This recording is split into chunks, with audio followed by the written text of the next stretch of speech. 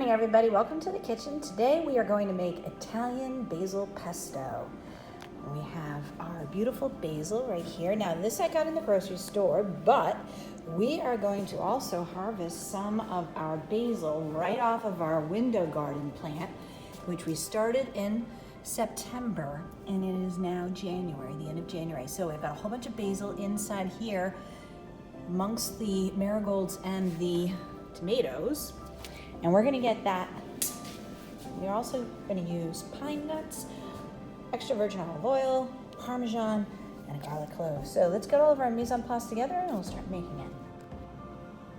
I turned our window box around so I could get it, and look how crazy this plant is. We've got little cherry tomatoes coming out on here. I got some plum tomatoes hiding over there. And of course we've got all our marigolds, which we're drying out. We're gonna make some tea with it eventually. And then of course our basil is hiding in here. So what we're gonna do is we're gonna cut down some basil. I don't wanna cut too much, but because when I cut down on this, what usually happens is that two will come. So if I cut this here, I should then get 2 new branches coming out. So I want to cut it back a bit so the marigolds can grow, but I also need it to be able to get sunlight. So I can't cut it down too far. So I think maybe I'll cut it sort of like right here and then continue on with the rest of the basil. So there we go.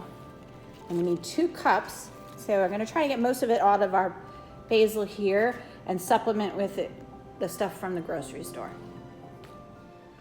We looked at and we had 2 cups of our fresh basil leaves, so we don't even need to use any of these. I'm gonna keep these for another recipe.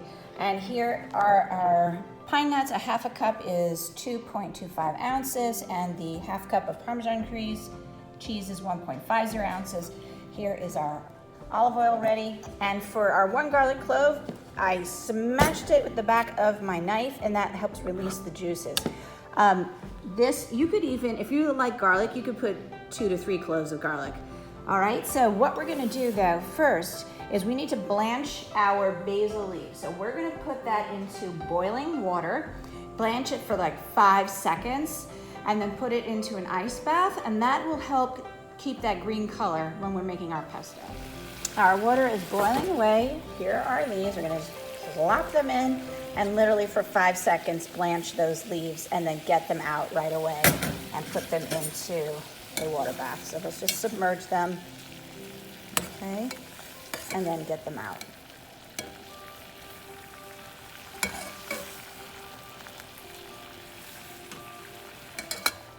And we get this right into our cold water and stop the cooking process. That's called blanching.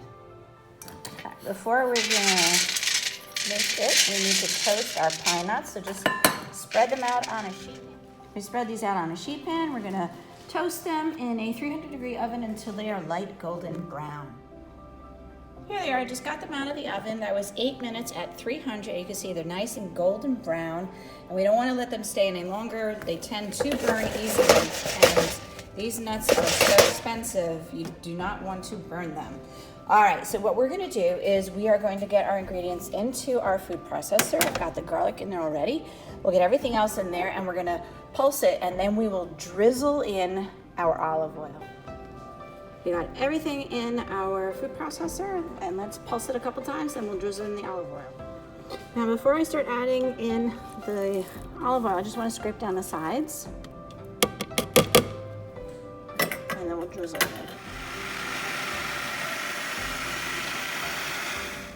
Here's our finished beautiful pesto, and I'm gonna take this out, put it in a container, and then we can serve this over some angel hair pasta.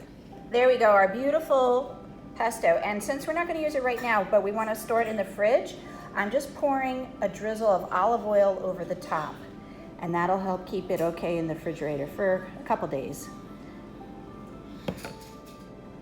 Here's our beautiful basil pesto with our fresh basil from our window box plant. And I have some angel hair pasta, and we're just gonna put a nice big dollop of pesto right in the middle. And it smells wonderful. And then Sprinkle it with a little bit of freshly shredded Parmesan. Looks beautiful. And then of course, we're gonna garnish it with a beautiful sprig of basil. Here we go, nice little garnish. And doesn't that look beautiful? So I hope you enjoyed this demonstration, and we'll make your own basil pesto at home and enjoy it. Take care, everybody. Bye.